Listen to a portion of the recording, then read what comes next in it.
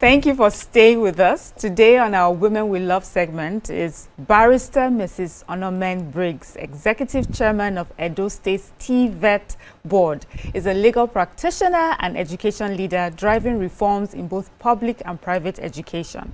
Formerly head of the Edo State Universal Basic Education Board, she improved teacher support and governance. Now, she's modernizing vocational training, updating curricula in ICT, engineering, hospitality, and agriculture, upgrading facilities and building industry partnerships to link training with jobs. Known for accountability and learner protection, she's dedicated to equipping Edo's youth with the skills and confidence for the future of work. Ladies and gentlemen, let's welcome Barrister Mrs. Onomen Briggs, a trailblazer, reformer, and a woman we truly love. Welcome to the show. Thank you so much. Thank you. And to our viewers, you can join us by calling us on 0201-635-2013 or 0902 416-3440, and you can also tweet us at TVC Entertainment using the hashtag YourViewOnTVC. Welcome again. Thank you. Thank you so much. So Women We Love segment, definitely. We always just bring women, who are doing very well, wherever they find themselves. And your story has been quite an inspiration, and we just felt that it is important to share it with people. A lot of times we see people, when we meet successful people, we meet them at the peak, or while they are ascending, but there's usually a backstory. So we're hoping that this conversation we'll have, you'll be able to tell us how you became who you are today. Well, I guess before going to the personal, is just what you've done for Edo State. Tell us why you have dedicated yourself so much to education in Edo State. Thank you so much. I'm really happy to be here. And I've been watching you guys for a very long time.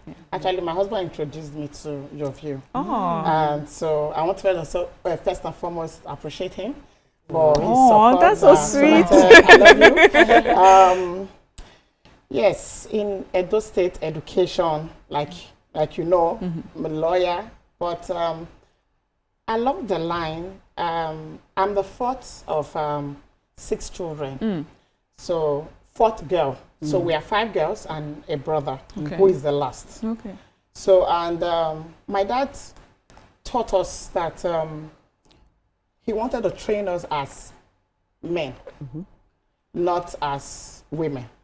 So you can do anything that you set your mind to. So after reading law in Ibenja University, I went ahead and did my master's in oil and gas law. But I came back and he said, why do you want to go and work in an oil company when you can work for the family business, which was construction?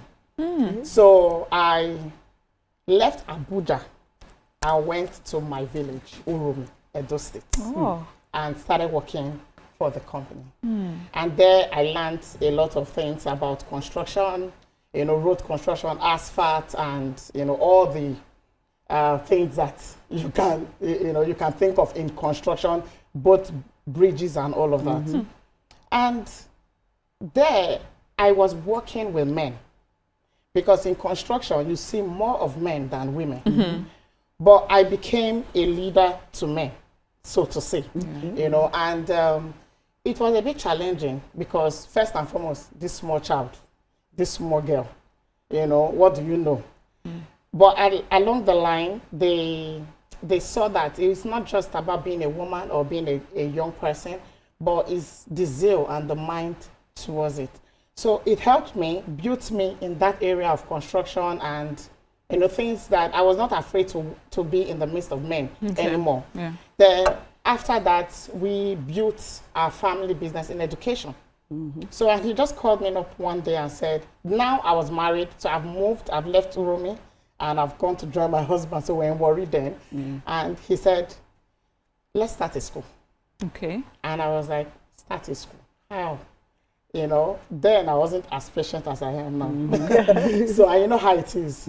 Children, patience, and all of that. But God blessed me with 3 boys. Okay. And so thank you. And so you see, my dad told me the first day when I was pregnant for my last son, my dad said, you are like a child that he gave a fowl to. So when you want a child to settle down in their village. You give a fowl to the child and say, take care of the fowl. So he will now put all his focus on the fowl. So he will not do another thing. So that was like that's why God has blessed me with 3 boys, so that I don't have time to be doing something everywhere and concentrating on it. Yeah. And he said, I've seen what you are doing with your boys. I'm sure you can do this. So this is a lawyer going into education. How am I going to do that? Plus the impatient part, you know. So I went to the school where my kids were, and I told the proprietor, I said, I need help. I'm about to start a school. I don't know what to do. And she said, it's easy. The way I see you, PTA, you're always there. So I'm one of those parents that PTA, you're always there, this, you know, and everything. So, and she said, you can do it. And she gave me all the support, and some other women that gave me the support. And so I went back to Uromi. I set up a school. By the grace of God, that school have bettered 2 other schools and a nursing school on the way. Wow. And it's just within a space of 7 years.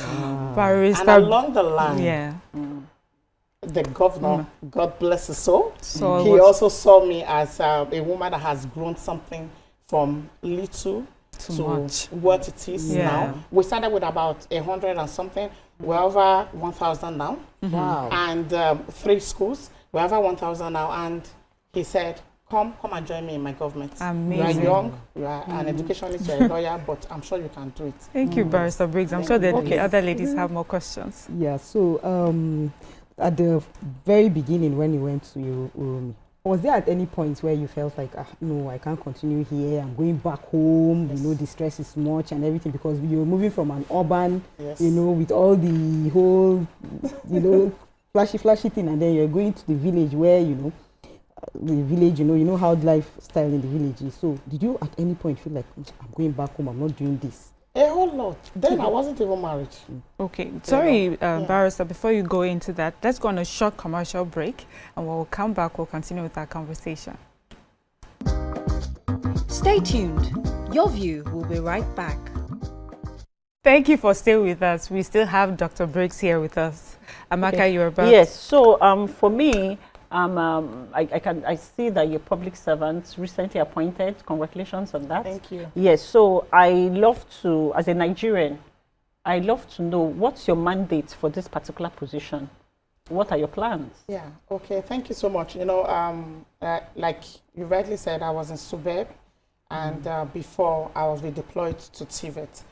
And TVET is technical and vocational education, a board, you know, and training actually. So it is in 3 aspects. There is technical, which is the technical schools, where they age school children from 13 to 16, you know.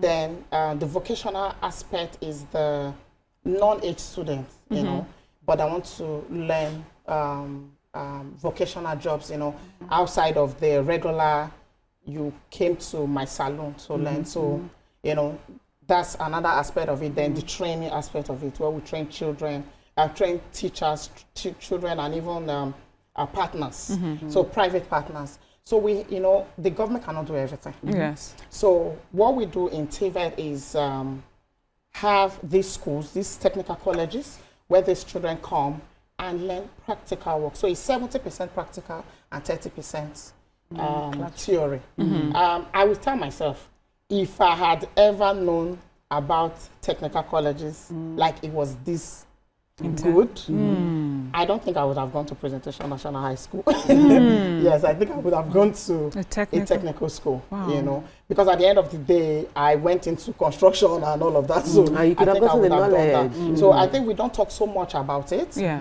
And that's actually the new phase of building our economy in Nigeria, in Edo State and everywhere. Yeah. You know, I know that there's a new initiative where the Minister of Education and of course our President is pushing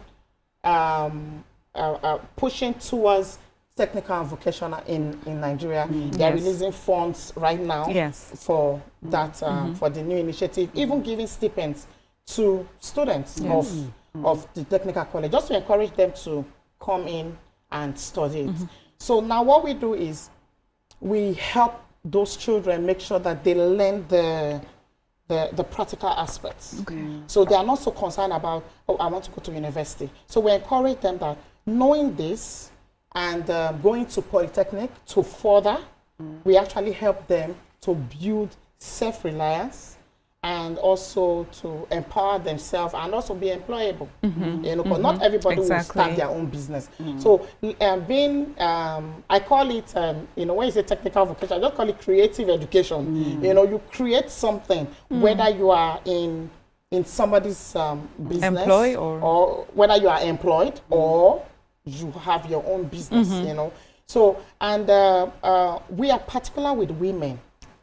You know, because they are vulnerable. You know, so we're also particular with gender-based violence. You know, we is zero tolerance to gender-based violence, because when these people have gone through this, you need somewhere to put them to help them get out from that trauma and all of that. So, like even in Edo State, we have some shelter. I work with the Women Affairs and the Office of the First Lady.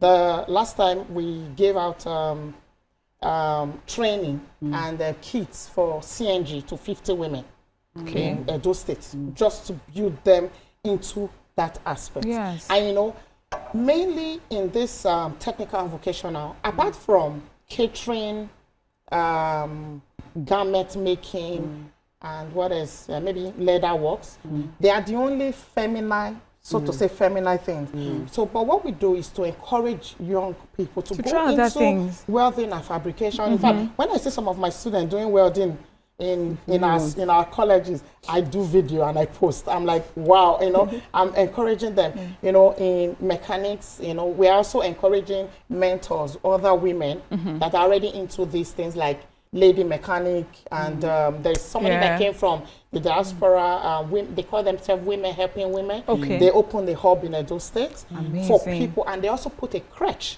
So you might have a baby and you're out of school, you have where to put your kids and learn the skill. Is it the same Edo that we hear about? So, but you need to come. I know you come there for something. Yes, I'd like to stay on you, on your journey. You're a woman of many parts and abilities. You're a mother, wife, daughter, engineer by experience, now educationist, you know, and it just takes, I just feel like it takes a whole lot to be able to keep reinventing yourself and being open. Now you are going into government and policy making.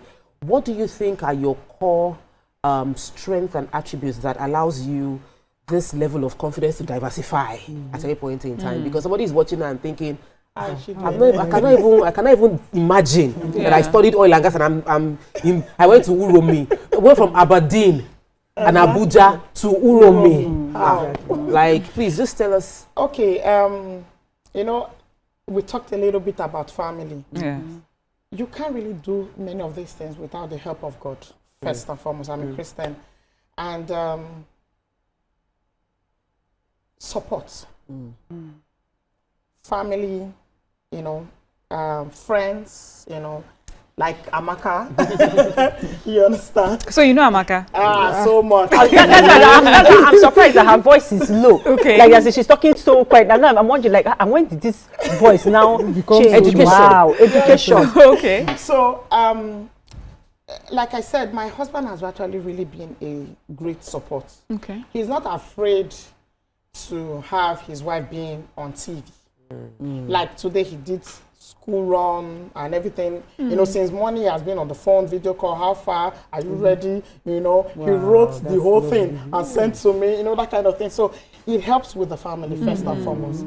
Then I also was, by the grace of God, was able to train my boys. So I have an adopted daughter, by the way, although she's in the university now. I also trained my sons to live without me. Because they will leave anyway.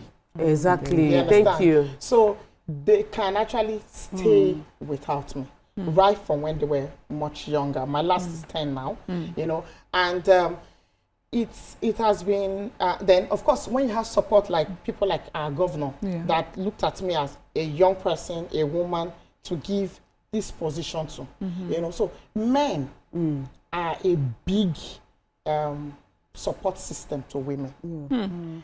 If our men support us, there's nothing you cannot do. So apart from women supporting women, yes, women can support women. But if the men don't support you, it will be more difficult because they will see it as women are just being biased, you know, because she's a woman. Yeah, they will feel like it's not genuine, that it's not supporting for support sake. Because you also want to do that same thing, you know. But when a man is saying, "Oh, go ahead, keep going," it makes it easy. And, you know, God, you know, prayers. It's stressful though. Like I learned from. I'm sorry. Like I learned from Tara. I can't remember if she even remembers this. She came for a program in Warri then. She said, when they say balance family and career, it doesn't mean you're always like this or always put so. No, there are times that the family is falling and the career is like this. What you do is pick up the family. Then later on, the career is falling, you pick up the family. So you're always such a like, great analogy. Yes, you're always shaking. So it's not like you're always perfect, you know. So there are times that, of course, I cry. And I'm just tired. You're tired, exactly. So, you know, when you're running stuff like this, at the end of the day, I just want to ask you, what's your end goal? Like, what does the future look like at the end of what do you see the next 5-10 years? Where will you be? Are we having our first female governor of those states? You know, anything can happen. It's big because I've learned to dream very big. In politics, I think I'll go far. Hey, and I want to go far. I love you. Like I love the confidence to just say it. I you know, go deep into the politics and see so much change I can bring in, because even in my little area, I'm showing me that you do not have to actually do it the wrong way to be there. Somebody has told me, how can you be in politics and you don't drink alcohol? I'm like, because my eye is already too sharp. I drink alcohol during this one. But I want to ask the last question, please. So is there an age limit for, I know for the vocational training, is there a chance where they can now start also doing like as a master's program, where someone like me now as an oil and gas lawyer, I can decide now that I want to go into vocational training and learn other things and then, you know, pursue a career path from there? The qualification, NSQ, is national scale qualification. It has a PhD equivalent. Nice. So the more you keep going, you keep going, your skill set increases. Yes, and it's recognized globally. Because I'm going to apply. Yes, please. You know, you mentioned the support system. I would like to go back there again, just your backstory, you know. You mentioned your father, you mentioned your husband. I know that, yes, it's important to get that support from men, but I was wondering if there are any women in your life who have supported you, and in what way? Oh, of course. Like, first and foremost, my mother. Yeah. She also learned, you know, let me quickly say this. I'm actually a product of vocational. My parents are not university graduates, you know, so my dad did iron bending and grew and became what he is today. My mom was into sewing, garment making. So one of my sisters even took that from her now. You know, so you see, she was a mother, you know, and also provided. So women, she is a woman. Then my older sisters, like I will always go back to them for anything. You know, they said if your sister is not giving you, your senior sister is not giving you money, you can sue her. I told them that I will sue you if you're not giving me money. So they are there. Then, like I said, some women in the educational system that really helped me. I call her Sister Lara and Mrs. Jenyo, the owner of Crestview School in Warri.